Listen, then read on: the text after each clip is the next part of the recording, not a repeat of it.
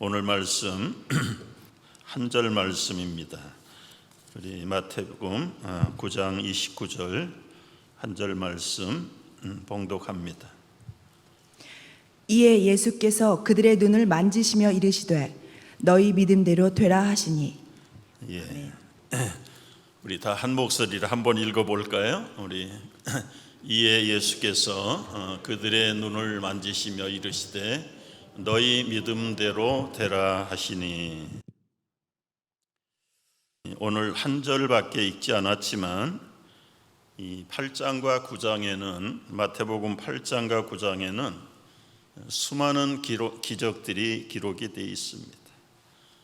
특별히 9장부터 살펴보면 첫 번째 기적은 누워서 꼼짝도 못하는 중풍병자를 친구들이 데리고 와서 지붕을 뚫고 내림으로 그 병자가 침상을 들고 자기 발로 돌아가는 기적으로 끝납니다. 여러분, 이것은 기적입니까 아닙니까? 분명히 기적입니다.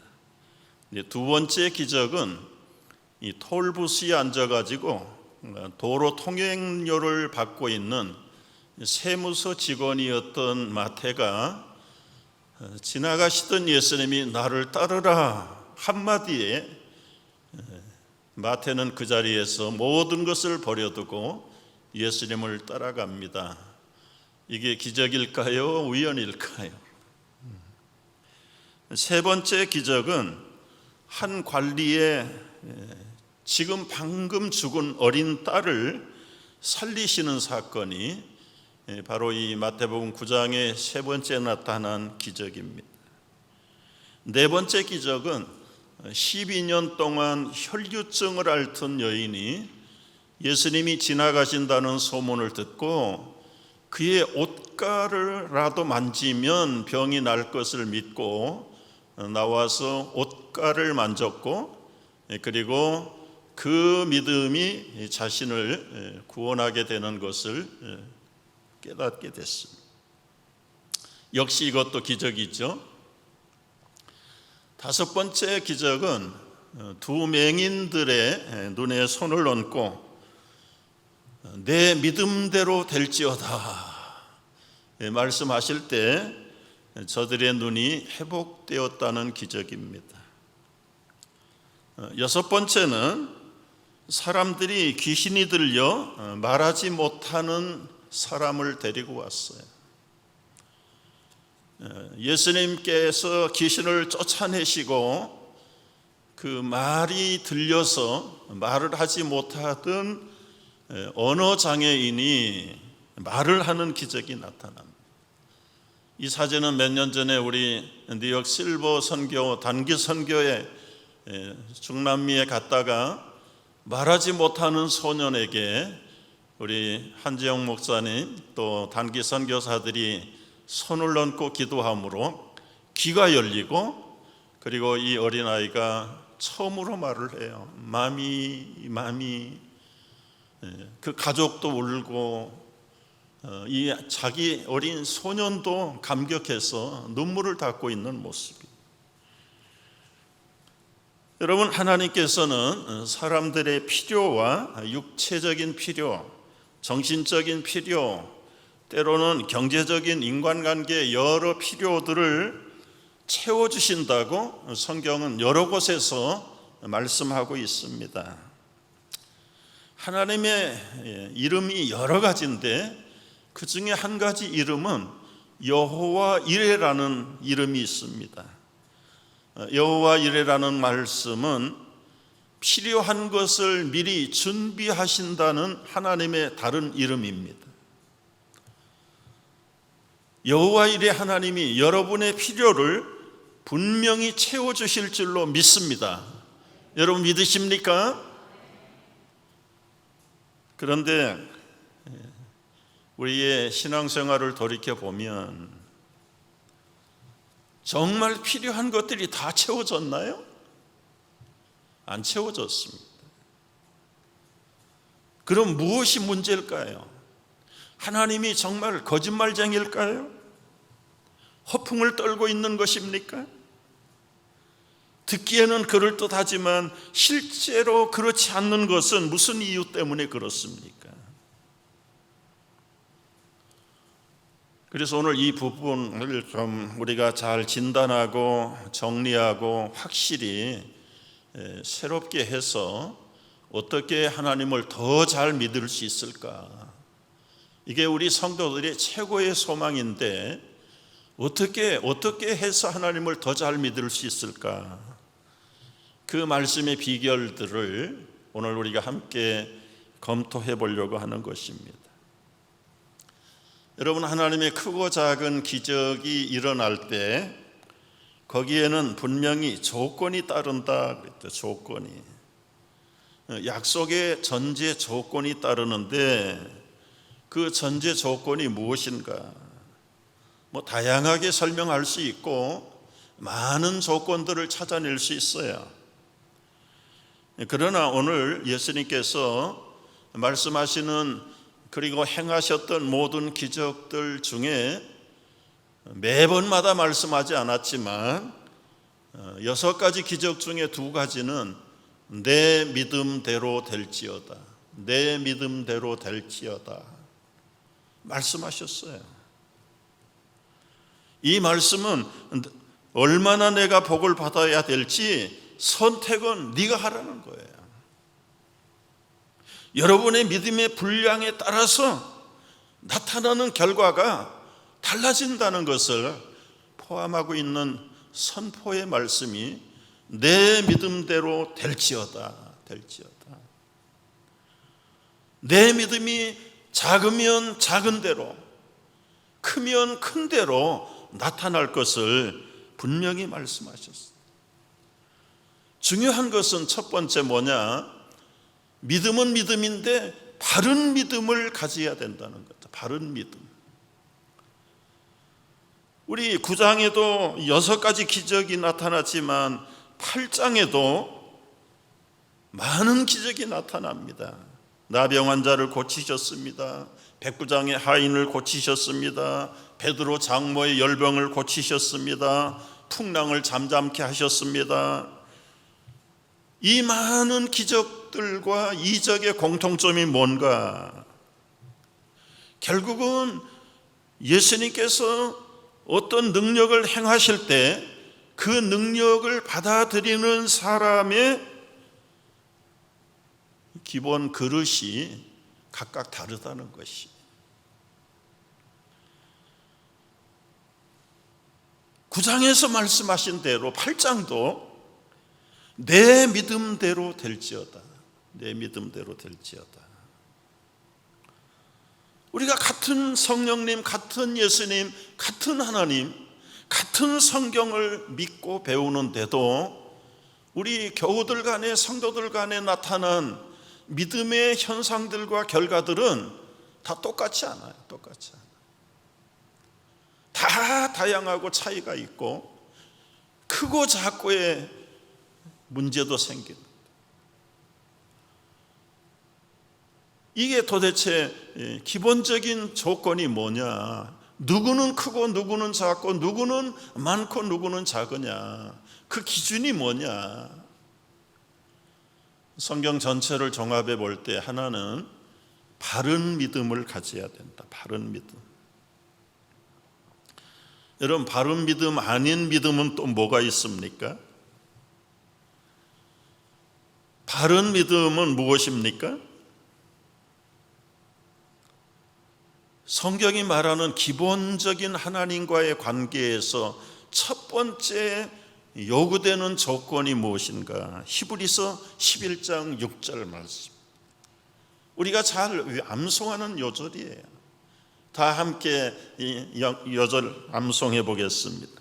믿음이 없이는 하나님을 기쁘시게 못하나니 하나님께 나아가는 자는 반드시 그가 계신 것과 또한 그가 자기를 찾는 자들에게 상 주시는 이심을 믿어야 할지니라.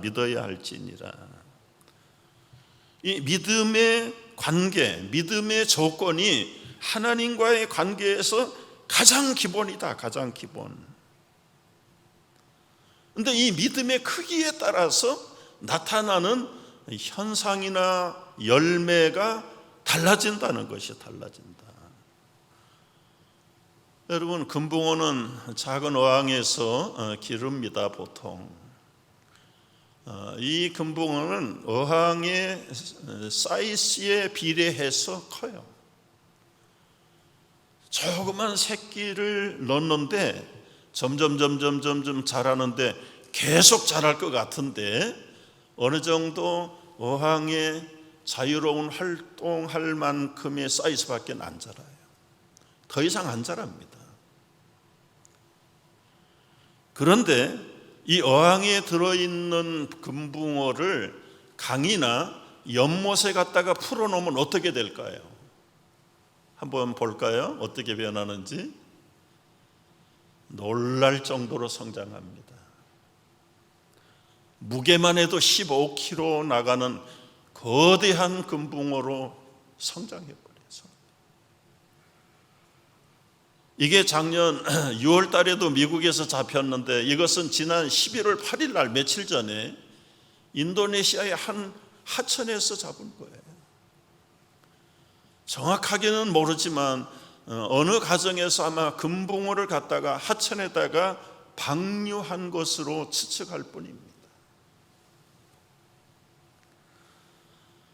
여러분, 하나님과의 관계에서 우리의 믿음의 열매들이 크고 작은 결과의 원인이 무엇인가? 원인이 믿음은 믿음인데 작은 믿음이 있고 큰 믿음이 있다. 큰 믿음이 있다. 또 믿음은 믿음인데 참 믿음이 있고 바르지 않는 믿음이 있다. 바르지 않는 믿음. 근데 믿음을 아닌 것을 믿음으로 착각하는 경우 어떤 종류가 있는가? 일시적인 믿음이라는 게 있어요. 일시적인 믿음. 자기 필요에 따라서 구하는 믿음이에요. 주님, 건강 주세요, 돈 주세요, 출세 주세요, 평안 주세요. 그런데 잘못된 믿음 같은데 때로는 하나님이 그런 걸 들어주세요. 그런데 그 믿음을 지속적으로 붙잡고 유지하지 못하고 상황이 좋아지면 금세 또 잊어버립니다. 하나님에 대한 존재도 잊어버리고 자신의 형편도 잊어버리고 그리고는 감사도 사라지고 중요성도 사라지고 따라서 믿음도 사라져요. 이게 일시적인 믿음이에요. 일시적인 믿음. 두 번째는 지식적인 믿음이 있어요. 8장에 보면 귀신들이 예수께 나옵니다. 만일 우리를 쫓아내시려면 돼지떼에 들여 보내주세요. 소리를 질러요. 하나님의 아들이요. 귀신들이 예수님을 보고 하나님의 아들이요. 신학적으로 정확하게 고백해요. 신학적인 믿음도 있어요. 지식적인 믿음도 있어요. 그런데 귀신이 예수님이 하나님의 아들이라는 걸 알아보는 정확한 그 믿음이 바른 믿음이냐? 많은 사람들이 예수님을 지식적으로 믿는 믿음도 가지고 있어요. 이분은 2000년 전에 이스라엘에서 태어나신 분, 인류의 구원을 위해서 죽으시고 부활하셨다는 분이다. 메시아라는 분이다. 정확하게 지식적으로 알아요. 아는데 더 이상 아무것도 없어요. nothing이에요. 알긴 아는데 아무런 역사가 일어나지 않는 믿음. 지식과 정보는 가지고 있는데 더 이상의 더 이하도 아닌 그것이 바른 믿음이라고 말할 수 있는가? 그러면 일시적인 믿음도 아니고 지식적인 믿음도 아니고 참 믿음은 뭘까? 신앙적인 믿음이 참 믿음이다.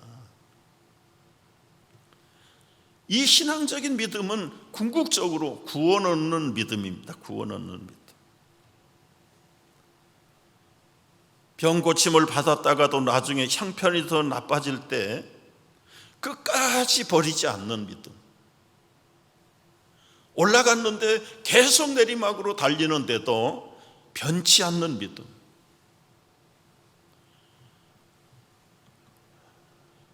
종교 개혁자들 중에는 진짜 믿음에는 세 가지 요소가 있어야 된다. 지금 얘기했던 세 가지가 사실은 좀 전문 용어로 얘기하면 이게 다 라틴어인데요. 노티티아, 아센수스, 피두시아. 이 노티티아라는 말은 정확한 지식과 정보를 가진 믿음. 역사적으로도 그리고 육하 원칙에 의해서도 어떤 문헌을 통해서도 정확한 지식과 정보를 갖는 믿음이 필요하긴 한데 이 믿음만 가지고는 안 된다. 동시에 그 믿음의 내용에 대해서 동의하고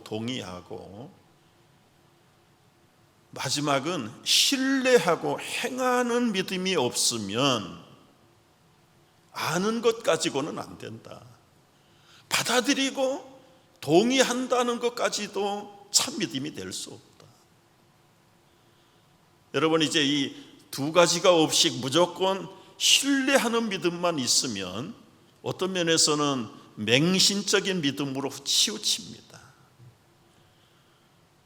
그러니까 미신적인 믿음이나 맹신의 믿음이 아니라 정확한 믿음을 가지려면 정확한 지식과 정보와 그리고 I believe, 내가 고백하는 믿음이 있게 되면 참 믿음이냐? 그거 가지고도 모자란다. 신뢰가 있다면 그 다음에 행하는 믿음이 연결돼야 된다.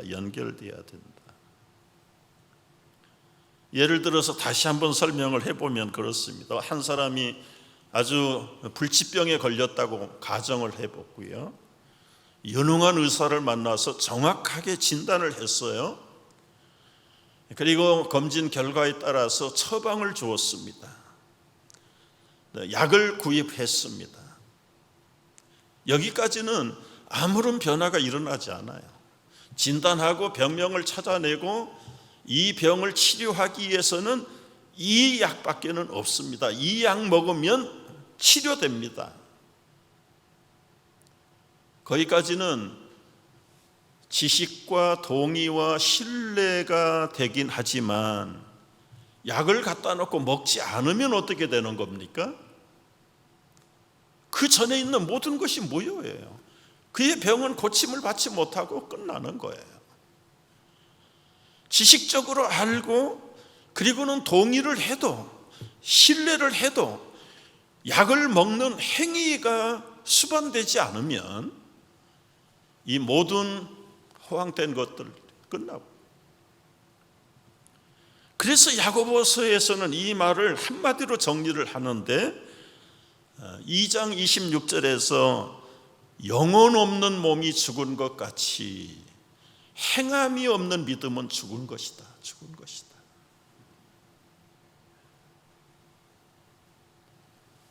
여러분, 믿음과 행함, 저는 자주 인용하는 게 오로도어의 자동으로 열리는 문, 그건 여러분 1m 전방까지 가도 안 열려요. 열려라 참게 한다고 해서 열리지 않습니다. 뭐 인상을 찌푸린다고 그 자동문이 열리는 게 아니에요. 그 자동문은 마치 유리 벽을 통과할 믿음을 가지고 최대한으로 접근할 때 그때 열려요. 센서가 거기 올 때까지 작동하도록 설치되어 있기 때문에 그래요. 여러분, 이제 예를 들어서 설명을 해봐요. 창세기 1장 1절에 태초에 하나님이 천지를 창조하셨느니라. 여러분 믿으시죠? 아무것도 없는 무의 상태에서 유를 창조하신 창조주 하나님의 선포입니다. 선포. 저는 개인적으로 그리고 가르칠 때에, 믿을 때에 창세기 1장 1절만 확실하게 믿으면 그 나머지 성경에 기록된 기적들을 못 믿을 이유가 하나도 없다. 여러분 이해가 되시면 하면 하세요. 이해만 하지 말고 그대로 행하기만 하면 만사가 형통할 줄로 믿으시면 아멘 하세요. 그래서 우리의 믿음의 신앙은 어디에서 결정된다? 창세기 1장 1절에서 이미 판단되고 결정돼 버리는 거예요.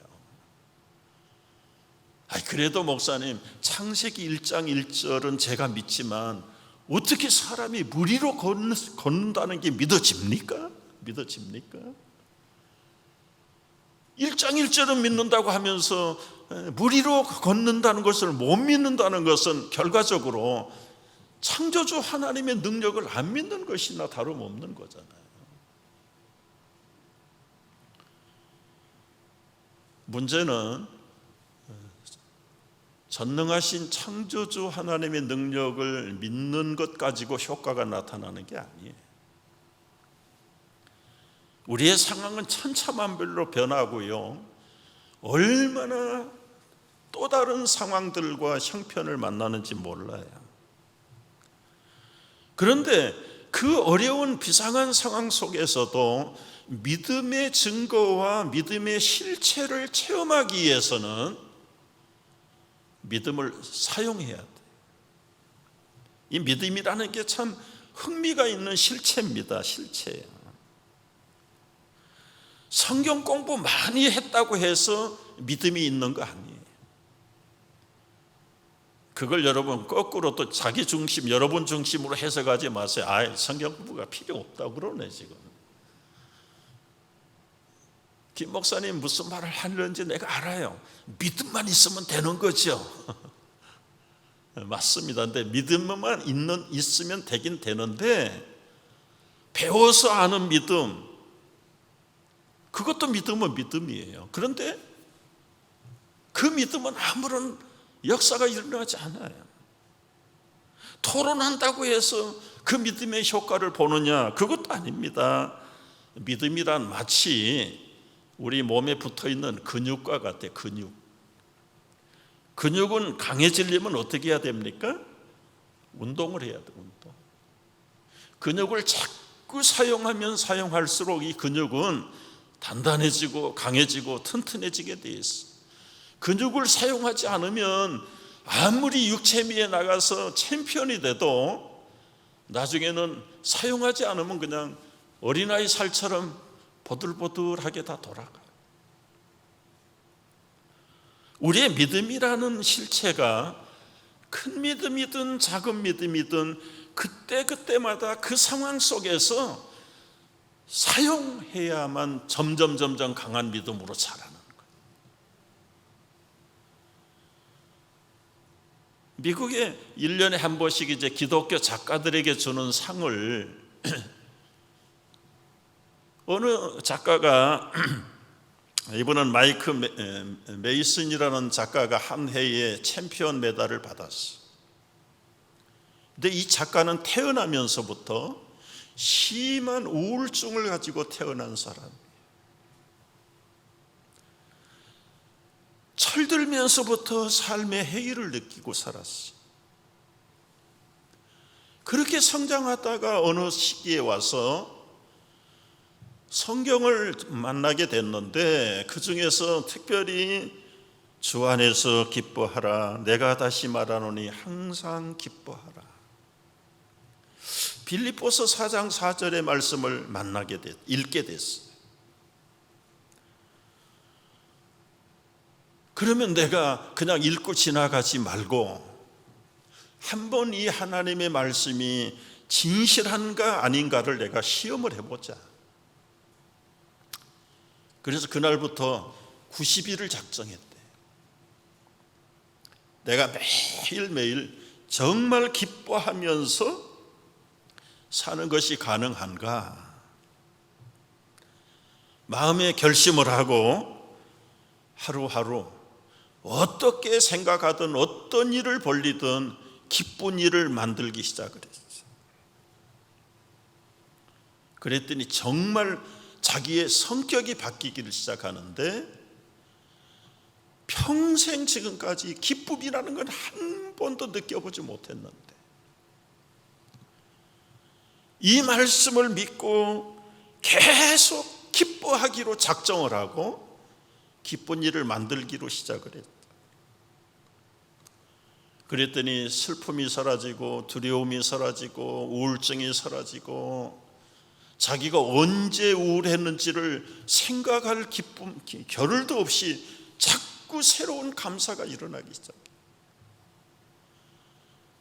바로 자기가 변한 그런 것들을 책으로 모아서 내가지고 어느 해인가 챔피언 메달을 받았다. 그런데 이 작가는 여기에서 머물지 않고 항상 기도하라, 쉬지 말고 기도하라, 항상 기뻐하라, 쉬지 말고 기도하라, 범사에 감사하라, 범사에 감사하라. 그랬더니 기쁜 일은 이제는 옛날 얘기가 돼버리고 더 놀라운 감사의 일들이 계속 일어납니다. 여러분, 우리가 어떻게 더 하나님을 잘 믿을 수 있을까? 바른 믿음, 그리고 그 바른 믿음을 신앙의 근육질로 바꿔야 된다. 작은 것 하나라도 말씀을 묵상할 때, 들을 때, 설교를 듣고 기도하다가 하나님께서 짚어주시는 말씀들을 붙잡고 그걸 점점 힘을 써보는 거예요. 큰 믿음이 필요 없다고 그랬어요. 예수님이 우리에게 얼마만한 믿음만 있으면 된다고 그랬습니까? 겨자씨만한 믿음만 있으면 된다고 그랬어요. 여러분, 예수님 당시에는 겨자씨가 씨앗 중에는 가장 작은 씨앗이, 지금도 예루살렘이나 이스라엘 성지 순례를 갔다 오면 그 겨자씨를 선물로 사가지고 오는 분들이 계세요. 교인들을 모아놓고 권사님 여기 겨자씨 한번 보세요. 어디요? 안 보이는데요? 점점 보일 때까지 안 보이는데요? 한마디 했는데 진짜 날아가 버린 건데 그 콧김에 그냥 날아가 버리다. 그 정도로 작은 씨앗인데 예수님이 우리에게 큰 믿음 요구하지 않았다. 너희가 겨자씨만한 믿음만 있어도 어떻게 된다고요? 산을 들어서 바다에 빠지라 그러면 빠는 것까지 나타날 수 있다. 그래서 어떤 분이 그거 붙들고 기도했대잖아요. 하나님, 겨자씨만한 믿음만 주십시오. 그러면 뭐 할래? 그랬더니 내가 산을 바다에 빠지게 하겠습니다. 산 바다에 빠뜨려 가지고 뭐 할래? 안 들어줬다는 거 아니에요. 이렇게 작은 겨자씨가 땅에 심으면 싹이 나고 자라는데 얼마나 커지는가. 공중에 나는 새들이 와서 거기에다 둥지를 틀고 깃들이고 살 만큼 커지고, 또 기록문헌에 보면은 말을 타고 지나가는데 안 보일 만큼 큰 나무로 변한다는 거예요. 여러분, 우리에게 요구하시는 믿음은 큰 믿음이 아니에요. 작은 믿음, 겨자씨만한 믿음이라도 진짜 참 믿음만 바로 있으면 그 믿음이 겨자씨만큼 참 얼마나 놀라운. 여러분, 저는 이제 말씀을 정리하면서 목사이기 때문이 아니라 한 사람의 그리스도인으로서 어떻게 하면 하나님을 더 잘 믿을 수 있을까? 여러 가지 조건과 명령도 많지만 제 자신에 지나온 정말 삶을 바꿔놓은 첫 번째 비결이 뭐였는가? 저에게는 우선순위 바로 하는 거였다. 여러 가지 많은 받아야 될 복도 많고 체험해야 될 기적도 많이 있지만 가장 중요한 것, 저에게는 하나님과의 관계에서 너 정말 하나님 잘 믿고 싶으냐? 그러면 우선순위를 바로 해라. 여러분, 우선순위는 뭡니까? 가장 중요하게 생각하는 순번이 정해지는 게 우선순위죠. 오래된 유머예요. 아주 한 가정에 시어머니를 모시고 사는 부부가 아들 하나를 데리고 강아지를 키우면서 살고 있어요. 어느 날 밤에 이 부부가 오손도손 얘기하는 것을 시어머니가 본의 아니게 화장실을 가다가 우연히 듣게 돼서 걸음을 멈추고 끝까지 듣는 거예요. 여보, 당신 우리 집에서 가장 사랑하는 게 뭐야? 그거야, 당신 1번이지. 그러면 2번은 뭔데? 2번이야 당연히 우리 아들놈이지. 그러면 3번이야 우리 저 코코 강아지가 3번이고, 그러면 4번이야 당연히 우리 어머니지. 그 얘기를 들었던 시어머니가 밤에 잠이 오겠습니까? 괘씸한 것들. 내가 이 아들놈을 어떻게 키웠는데, 아빠도 없이 내 인생을 다 바쳐서 키워놨더니 내가 4번이야? 맨 꼴찌야? 너무 슬프고 답답해서 잠을 못 자고 날이 밝기를 기다리기도 전에 그냥 집을 나가버려야 되겠다. 갑자기 없어지면 또 걱정할 테니까 냉장고에다가 써붙였댔잖아. 야, 1번아 보아라, 4번은 간다. 2번 3번 데리고 행복하게 살아라. 이게 우선순위 아니에요. 우선순위. 여러분의 우선순위의 1번은 뭐고 2번은 뭐고 3번은 뭘까요? 제가 집사 생활 7년 했다고 말씀 여러 번 드렸죠. 집사 생활하면서, 신앙 생활하면서, 교회 섬기면서 잘하지도 못했던 사업한다고 하면서, 그때는 장가도 가지 않을 때고, 이제 앞으로 장가도 가야 되고 가정도 가져야 되고, 그런 상황에서 저의 우선순위가 뭐냐 도대체. 그때 붙잡은 우선순위 1번 마륙 33이었다. 마륙 33. 여러분 마륙 33 아시죠? 마태복음 6장 33절 다 같이, 너희는 먼저 그의 나라와 그의 의를 구하라. 그리하면 이 모든 것을 너희에게 더하시리라. 먼저라는 게 이게 프라이오리티를 가장 먼저 해결하는 겁니다. 그런데 마태복음 6장의 전반부에, 이건 맨 마지막 33절이고요.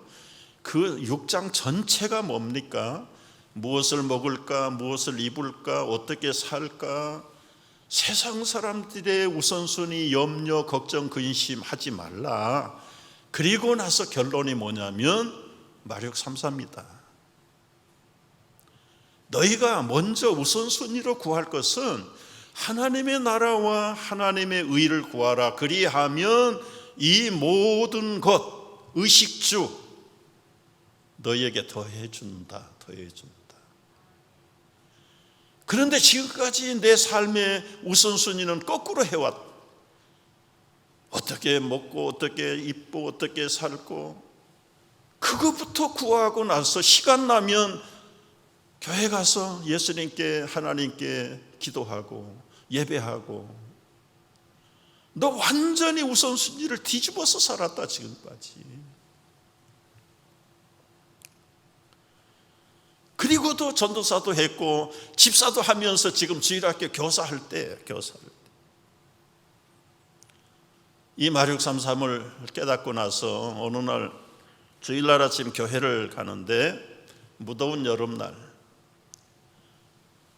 버스를 한 55분 타고 가야 됩니다. 집에서 교회까지. 얼마나 많아요. 사람들이 버스에, 많은 버스에 많은 버스. 지금처럼 무슨 뭐 에어컨이 나오고 뭐 좌석이 있고 그런 게 아니잖아요.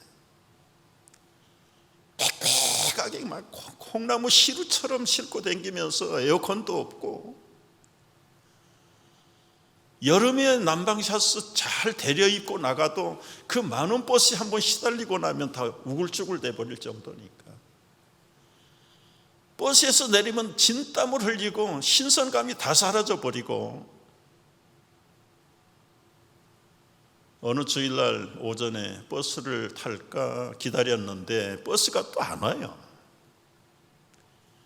야, 이거 땀 흘리고 또 찜통 같은 많은 버스 타고 가는 것보다 오늘은 다 주머니 털어가지고 택시를 타고 가자. 조금이라도 일찍 가서 빈 예배당에서 기도하고 공과 공부도 좀 준비하고 마음의 결단을 먹고 택시를 타고 그날은 주일날 교회당을 갔어요. 생각만큼 정말 아무도 없어요. 얼마나 조용하고 좋은지.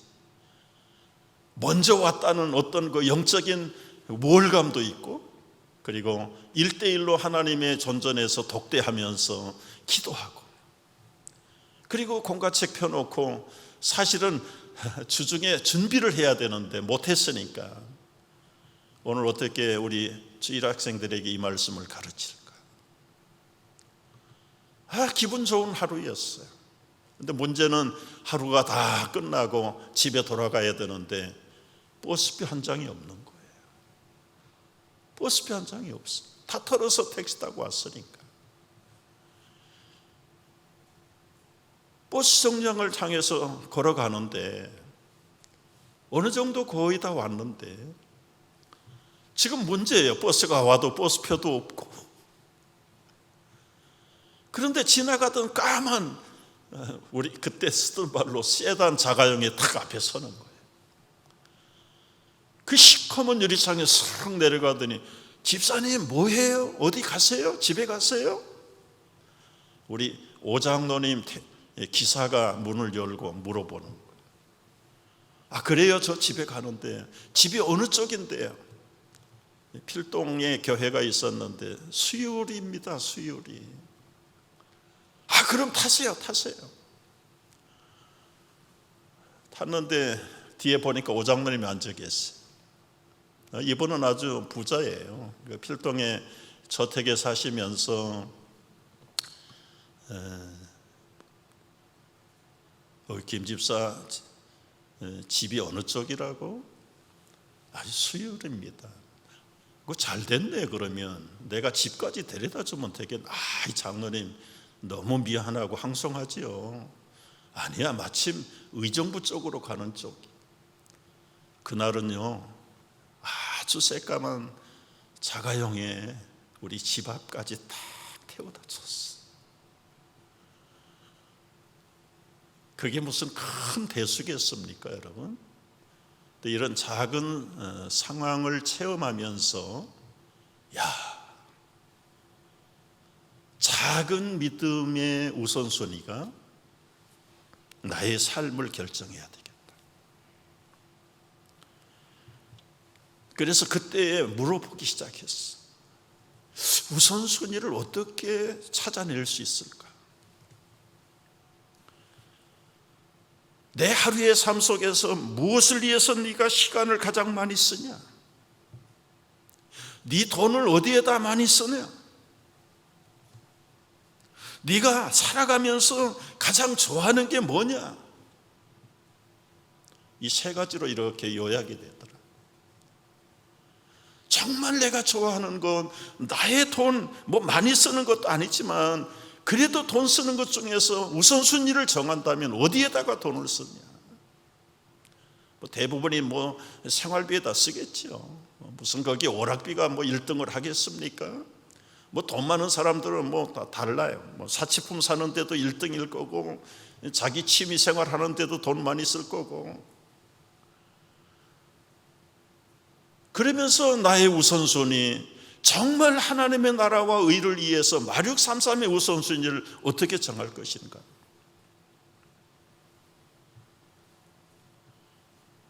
여러분의 우선순위는 무엇입니까? 믿음으로 산다는 건 어렵게 설명하지 않고 간단하게 설명하는 건 나의 우선순위를 하나님 중심으로, 하나님 우선순위로 바꾸는 것이 믿음입니다. 믿음. 뭐 어려운 얘기 하지 마십시오. 어려운 거 하려고 하지 말고 오늘부터라도 여러분이 이제 금년도 한 달 반, 40일 정도밖에 남잖아요. 교회적으로는 11월 말이 해기년도 마지막입니다. 아무런 검토 없이 지금까지 살아온 그 삶의 패턴대로 살아 또 한 해를 준비하지도 않고 산다면 지금까지 우리의 삶이 반복될 뿐이지, 천지를 창조하셨다는 하나님의 전능하심과 그 능력이 도대체 우리에게 무슨 상관이 있느냐 말이에요. 어제나 오늘이나 똑같은 삶을 살아가는데 문제가 있다면 무엇이 문제냐? 거창한 거 여러분에게 부담드리고 싶지 않고 한 주간 좀 생각을 해보십시오. 내 인생, 내 일생, 내 신앙 우선순위는 뭐냐 도대체? 어떻게 하면 내가 하나님을 더 잘 섬길 수 있을까? 뒤집어 말하면 결과적으로 잘 섬기면 그 하나님이 내 인생을 어떻게 인도하시겠는가 설명하지 않아도 뻔한 거 아닙니까? 많은 사람들이 우선순위를 정해요. 그게 다 자기 중심적이에요. 열심히 공부해서 좋은 성적 가지고 좋은 학교 가고 좋은 대학 들어가고 좋은 직업을 얻고, 그게 보통 사람들의 우선순위죠. 잘못됐다는 건 아닌데 진짜 중요한 우선순위를 빼버린 거예요. 하나님이 없는 우선순위가 무슨 소용이 있어요? 오늘 밤이라도 네 영혼을 데리고 가면 일생 동안 쌓아놨던 그것이 누구 것이 되겠느냐? 이 어리석은 부자야. 여러분, 내 영혼을 내 거라고 생각을 해요. 내 생명을 내 것이라고 생각을 해요. 수없이 많은 수많은 풍작의 그 수입이 다 내 수입이라고 착각을 하고 있어요. 여러분, 우리가 진짜 우선순위를 다시 한번 회복하고 내 인생의 내 모든 미래의 삶 속에 어떻게 하나님을 더 잘 섬길 것인가, 여러분에게 깊은 결단과 깨달음이 있는 한 주간이 되기를 주의 이름으로 축복합니다. 기도하겠습니다.